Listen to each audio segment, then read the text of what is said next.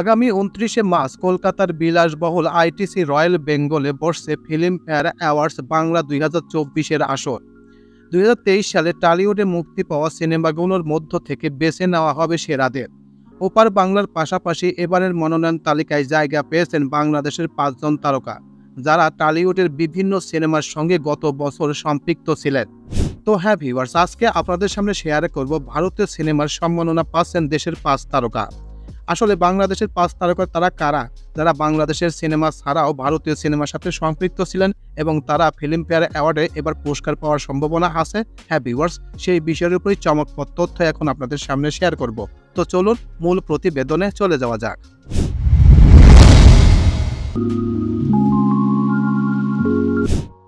ভারতীয় সিনেমার সম্মাননা পাচ্ছেন দেশের ৫ তারকা।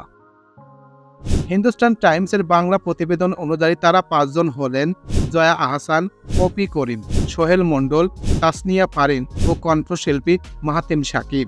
এদের মধ্যে জয়া আহসান ২টি ক্যাটাগরিতে মনোনয়ন পেয়েছেন। ফিল্মফেয়ারে ২টি ক্যাটাগরিতে মনোনয়ন পেয়েছেন জয়া আহসান। ১০ম অবতার সিনেমার জন্য কেন্দ্রীয় চরিত্রে সেরা অভিনেত্রী ও অর্ধাঙ্গিনী সিনেমায় অভিনয়ের জন্য সেরা ৫০০ অভিনেত্রী ক্যাটাগরিতে তিনি মনোনয়ন পেয়েছেন। জয়ার সঙ্গে সেরা অভিনেত্রীর মনোনয়ন তালিকা আরও আছেন কোয়েল মল্লিক, চুন্নি গাঙ্গুলি, রীতাভরি চক্রবর্তী, স্বস্তিকা মুখার্জি ও সোলাঙ্কি রায়। আর ৫০০ চরিত্রে সেরা অভিনেত্রীর ক্যাটাগরিতে তাকে অনুসুয়া মজুমদার, অপরাজিতা আড্ড, মল্লিকা মজুমদার, শ্রাবন্তী চ্যাটার্জির সঙ্গে লড়তে হবে। সমালোচকদের রায়ে সেরা অভিনেত্রীর মনোনয়ন পেয়েছেন বাংলাদেশের ২ অভিনেত্রী অপি করিম ও তাসনিয়া ফারিন।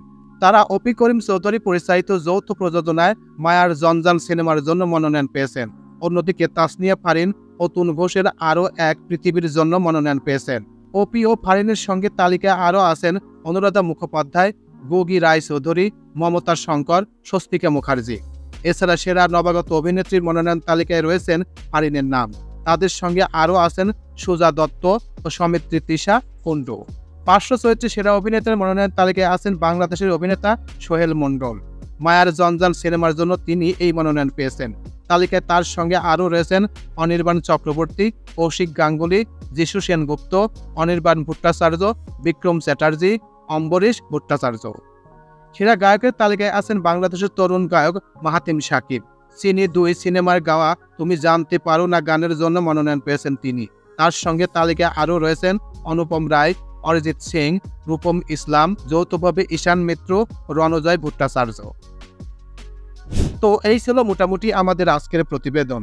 উপরোক্ত প্রতিবেদন থেকে আমার একটা জিনিসই বুঝলাম যে ভারতীয় সিনেমার সম্মাননা পাচ্ছেন দেশের যে ৫ তারকা, তারা হলেন জয়া আহসান, অপি করিম, সোহেল মণ্ডল, তাসনিয়া ফারিন ও কণ্ঠশিল্পী মাহাতিম শাকিব।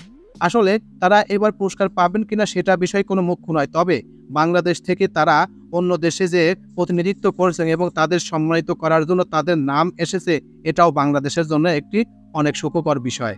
তাই বাংলাদেশে যদি এরকম ভালো ভালো অভিনেতারা বাংলাদেশের গণ্ডি বেরিয়ে বাইরের দেশেও ভালো কিছু উপহার নিয়ে আসতে পারে কিংবা নামও লেখাতে পারে, এটাও বাংলাদেশের জন্য বড় একটি গৌরবের বিষয়। তাই আমরা আশা করি বাংলাদেশের যে ৫ জন এবার মনোনীত হয়েছেন, তাদের যদি একজনও একটি পুরস্কার আনতে পারে, এটাও হবে বাংলাদেশের জন্য খুব একটা বড় কিছু ঈর্ষণীয় বিষয়। তো এই প্রতিবেদনটি আপনাদের কাছে কেমন লাগলো? যদি ভালো লেগে থাকে তাহলে অবশ্যই এই ভিডিওটির লাইক, কমেন্ট, শেয়ার করবেন। আর যারা এখন পর্যন্ত এই চ্যানেলটি সাবস্ক্রাইব করেন নাই, তারা অবশ্যই চ্যানেলটি সাবস্ক্রাইব করবেন। তো সবাইকে ধন্যবাদ জানিয়ে এখানেই শেষ করছি। আল্লাহ হাফেজ।